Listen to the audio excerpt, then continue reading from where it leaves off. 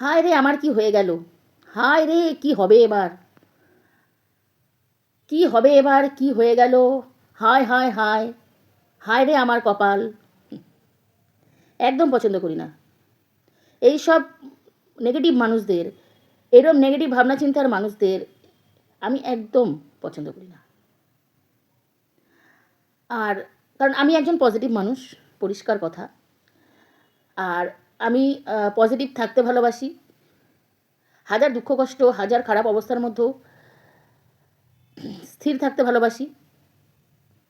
হাজার কষ্ট যন্ত্রণার মধ্যেও হাসি মুখে থাকতে ভালোবাসি।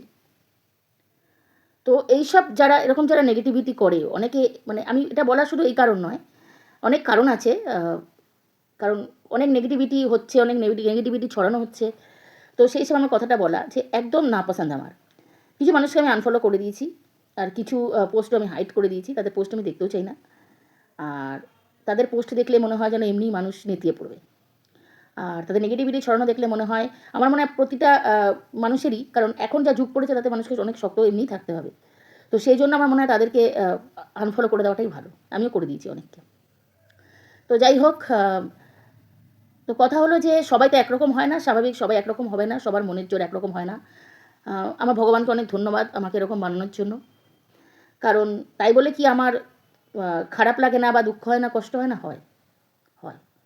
আমারও অনেক কষ্ট হয়, দুঃখ হয়। আমিও খুব নরম মনেরই একজন মানুষ, বাট স্ট্রং মেন্টালিটির মানুষ।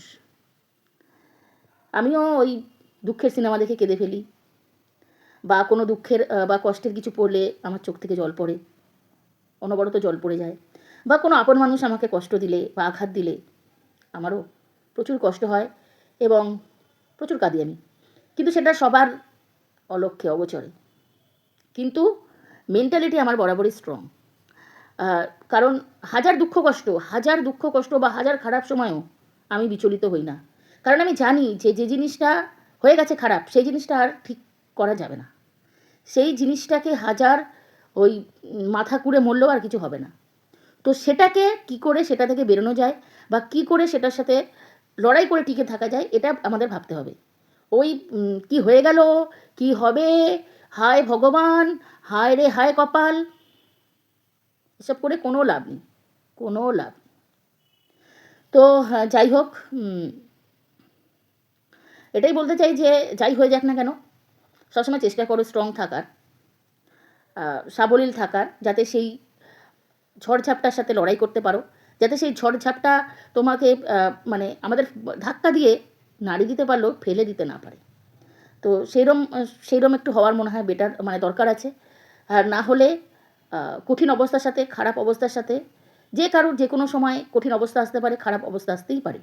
সবার সবসময় দিন এক যায় না। তাই সেই সময় যাতে ভেঙে পড়লে কিন্তু সব শেষ হয়ে যাবে। এমন অনেক মানুষের যার একার ওপর সব কিছু ডিপেন্ড করে, সে যদি ভেঙে যায় তাহলে হয়তো সেই সংসারটাই বা সেই পরিবারটা বা সেই তার সাথে জড়িয়ে থাকা যে মানুষগুলো, সব মানুষগুলো কিন্তু শেষ হয়ে যাবে। তো আমার মনে হয় যে মন নরম রাখো, কিন্তু মেন্টালিটিটা স্ট্রং রাখো, যাতে সহজে সহজে ভেঙে না পড়ো। কেমন? তো যাই হোক, আমি আমার কথা বললাম, কার কেমন লাগবে আমি জানি না। অনেকের ভালো লাগবে, অনেকের খারাপ লাগবে। অনেকে বলবে জ্ঞান দিচ্ছি, বা অনেকে বলবে বেশি বেশি নাটক। যে যা বলছে বলুক, সেটা আমার জানার দরকার নেই। শরীর একদম ভালো নেই, ওই জন্যই আর ইচ্ছা করলো না কিছু করতে। এই অবস্থাতেই ইচ্ছা হলো মনে, আরও কয়েকটা পোস্ট চোখে পড়লো, যার জন্য ইচ্ছা হলো শেয়ার করলাম। কেমন লাগলো জানাবে।